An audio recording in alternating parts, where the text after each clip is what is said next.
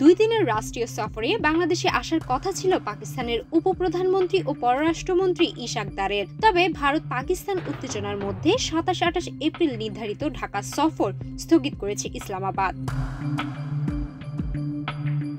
বৃহস্পতিবার ২৪ এপ্রিল সন্ধ্যায় পাকিস্তান দূতাবাস সূত্র জানায়, অপ্রত্যাশিত পরিস্থিতির কারণে পাকিস্তানের উপপ্রধানমন্ত্রী এবং পররাষ্ট্রমন্ত্রী বাংলাদেশ সফর করতে পারছেন না। পারস্পরিক পরামর্শের মাধ্যমে সফরের নতুন তারিখ চূড়ান্ত করা হবে। এর আগে বিকেল পর্যন্ত এই সফর নিয়ে কাজ করছিল পররাষ্ট্র মন্ত্রণালয়ের দক্ষিণ এশিয়ার অনুবিভাগের কর্মকর্তারা। যদি তিনি আসতেন তবে এটি হতো বিগত ১৩ বছরের মধ্যে কোনো পাকিস্তান পররাষ্ট্রমন্ত্রীর প্রথম ঢাকা সফর, যা দুই দেশের মধ্যকার দীর্ঘদিনের অচল অবস্থার অবসানের সম্ভাব্য পদক্ষেপ হিসেবে দেখা হচ্ছিল।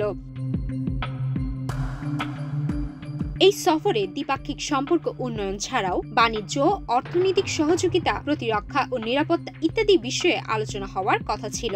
বেশ কয়েকটি সমঝোতা স্মারক স্বাক্ষরের সম্ভাবনাও তৈরি হয়েছিল, যা দুই দেশের যৌথ ওয়ার্কিং গ্রুপের মাধ্যমে প্রস্তুত করা হয়েছিল। পররাষ্ট্র মন্ত্রণালয়ের তথ্য মতে, সোমবার রাষ্ট্রীয় অতিথি ভবন পদ্মায় বাংলাদেশের পররাষ্ট্র উপদেষ্টা মোহাম্মদ তৌহিদ হোসেনের সঙ্গে দ্বিপাক্ষিক বৈঠক করার কথা ছিল।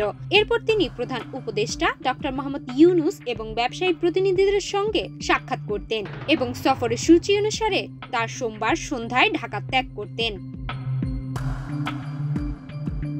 সুমাইয়া মিতু, বাংলাদেশ প্রতিদিন।